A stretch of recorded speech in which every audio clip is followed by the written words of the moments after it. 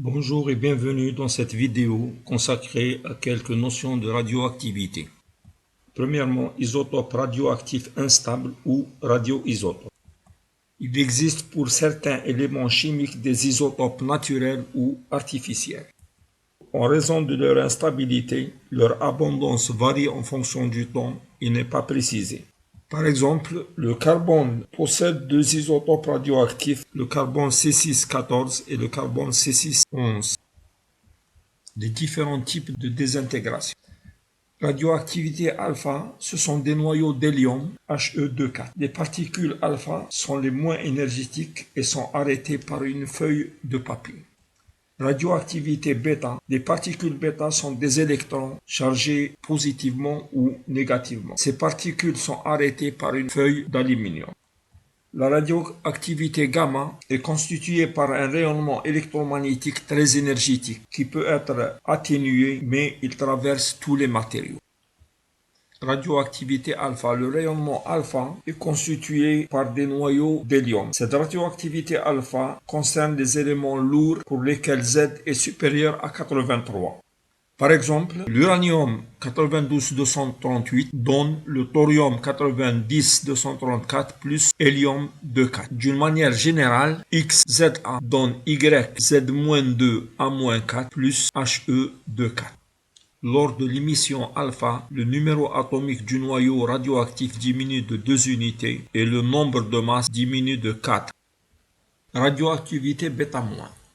Le rayonnement bêta- est constitué d'électrons chargés négativement. Au cours de ce rayonnement, un neutron se transforme en proton avec éjection d'un électron. Cette radioactivité concerne les éléments instables pour lesquels N est supérieur à Z, c'est-à-dire les éléments qui ont un excès de neutrons. Exemple, le thorium 90-234 donne le protactinium 91-234 plus un électron, E-1 0. D'une manière générale, on écrit XZA donne YZ plus 1A plus électron moins 1 0.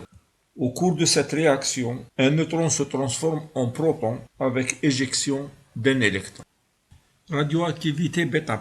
Le rayonnement bêta+ est constitué d'électrons positifs ou positrons. Un proton se transforme en neutron avec éjection d'une charge positive. Cette radioactivité bêta+ concerne les éléments instables pour lesquels Z est supérieur à A, c'est-à-dire qui ont un excès de protons. Exemple, l'iode 53122 donne Te52122 plus électron 1 0. Au cours de cette transformation, le proton se transforme en neutron avec éjection d'une charge positive. Stabilité des divers isotopes. C'est le rapport Z sur N, nombre de protons divisé par nombre de neutrons, qui détermine la stabilité ou l'instabilité du noyau. Pour Z inférieur à 20, on constate que les isotopes stables sont ceux pour lesquels on a Z égale N. Pour Z supérieur à 20, les isotopes stables ont un nombre de neutrons plus grand que le nombre de protons. Diagramme de stabilité. Le diagramme de stabilité, N en fonction de Z, permet de déterminer si un isotope est stable ou non. Il donne aussi le type de radioactivité susceptible de se produire. Pour Z inférieur à 20, les isotopes stables ont un nombre de neutrons qui est égal au nombre de protons. Au-delà de Z égale 20, la stabilité est obtenue pour N supérieur à Z. Les neutrons contribuent à une plus grande stabilité en minimisant les forces électrostatiques de répulsion entre les protons. On a un effet de dilution.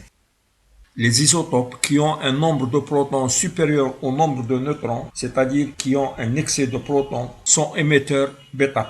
Des protons se transforment en neutrons en éjectant une charge positive. Les noyaux dont Z est trop faible, excès de neutrons, sont émetteurs bêta-, avec éjection d'une charge négative. Enfin, les noyaux lourds qui ont un excès de protons et de neutrons sont émetteurs alpha. Le rayonnement gamma. Le rayonnement gamma est une onde électromagnétique comme la lumière, mais il est plus énergétique. La longueur d'onde est inférieure à 10-12 mètres. L'énergie est inversement proportionnelle à la longueur d'onde. Ce rayonnement se fait après une désintégration alpha ou bêta. Après émission alpha ou bêta, le noyau est encore excité et se libère d'un trop-plein d'énergie par émission d'un rayonnement gamma. Exemple, le cobalt 2760 est un émetteur bêta-. Il se forme un noyau de nickel 2860 et à la suite de ce rayonnement, le noyau se trouve encore excité, c'est-à-dire qu'il contient une énergie excédente. Cette énergie excédentaire est libérée par rayonnement gamma.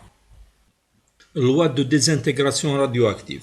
On considère que le noyau produit n'est pas radioactif. On cherche comment varie le nombre de noyaux radioactifs en fonction du temps. Pour cela, on compte les particules éjectées par unité de temps au cours de la désintégration. Vitesse de désintégration égale moins dN sur dt. L'expérience montre que la vitesse de désintégration est proportionnelle au nombre de noyaux radioactifs n. Donc, moins dN sur dt égale lambda n, où lambda est la constante radioactive de l'élément X en seconde moins 1.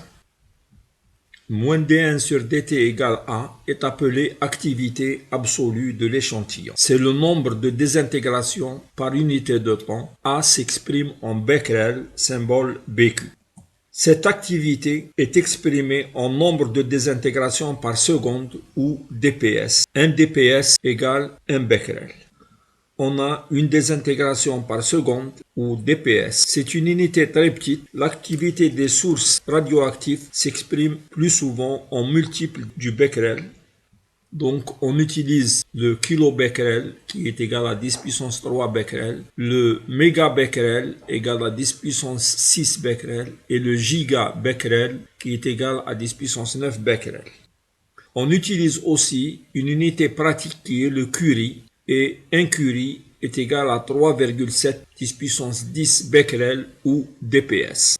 Souvent, on utilise des sous-multiples du curie. 1 millicurie égale 10-3 curie et 1 microcurie égale 10-6 curie. Loi de désintégration radioactive.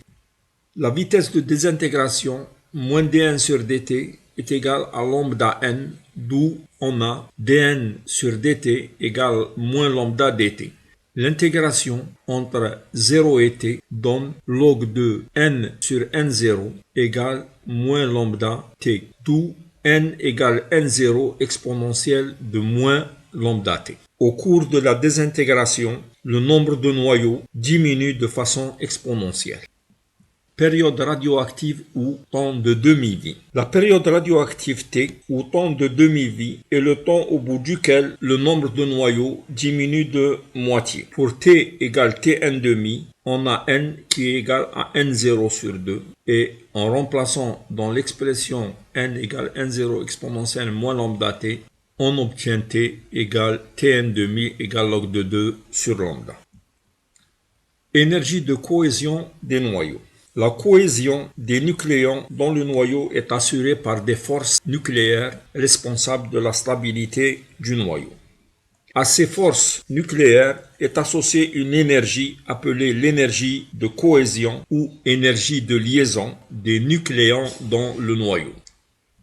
La masse du noyau est inférieure à la masse des protons et des neutrons séparés. La différence de masse est appelée défaut de masse. Cette masse delta M se transforme en énergie conformément à la relation d'Einstein E égale delta M C carré, où E est l'énergie qu'il faut fournir au noyau pour le dissocier en nucléons séparés. Donc, le défaut de masse delta M sera égal à Z fois la masse du proton plus A moins Z, c'est-à-dire N fois la masse du neutron, moins la masse du noyau. Stabilité des noyaux. Un noyau est d'autant plus stable que son énergie de cohésion par nucléon est grande. La courbe d'Aston représente l'énergie de cohésion par nucléon en fonction du nombre de masses. Cette courbe présente un maximum pour le fer 2656, qui est le plus stable. Les atomes de faible énergie E sur A vont tendre à se stabiliser en se rapprochant de la zone de stabilité. Par fission nucléaire, l'uranium 92-235 bombardé par un neutron donne le barium Ba 56-139 plus krypton 36-94 plus 3 neutrons. c'est des réactions en chaîne qui dégagent une énergie considérable. Les atomes légers qui ont une énergie E sur A faible vont tendre à se stabiliser en se rapprochant de la zone de stabilité par fusion nucléaire d'atomes légers. Deux atomes légers vont fusionner pour donner un atome plus lourd avec dégagement de différentes particules et dégagement d'une énergie très importante. Réaction de fusion nucléaire. Les atomes lourds bombardés par des neutrons conduisent à des atomes plus légers et à des neutrons.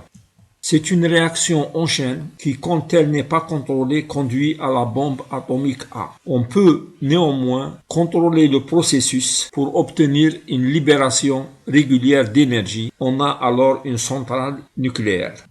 L'énergie libérée par ce type de réaction est énorme. L'ordre de grandeur est de 200 mégaélectronvolts par atome.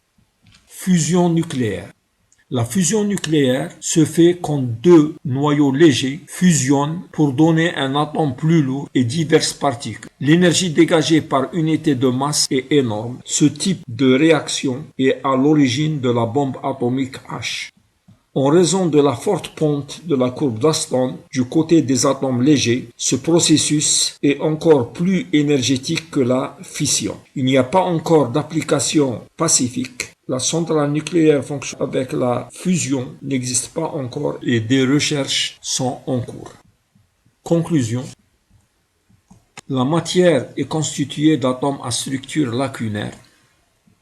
Nous avons étudié le noyau constitué de protons et de neutrons et les réactions nucléaires qui en découlent. Dans la suite de ce cours, on s'intéressera au cortège électronique qui donnera lieu aux réactions chimiques classiques. Merci de votre attention.